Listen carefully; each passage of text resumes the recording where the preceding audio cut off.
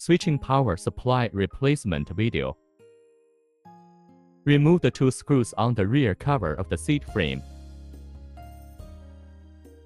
Remove the rear cover of the seat frame.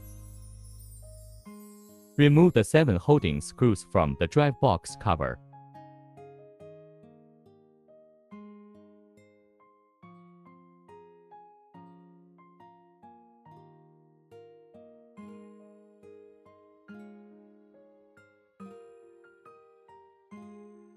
Remove drive box cover. Unplug the wiring harness on the switching power supply.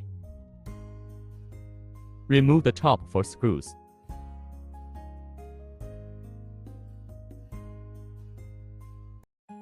Remove the switching power supply and replace it with a new one.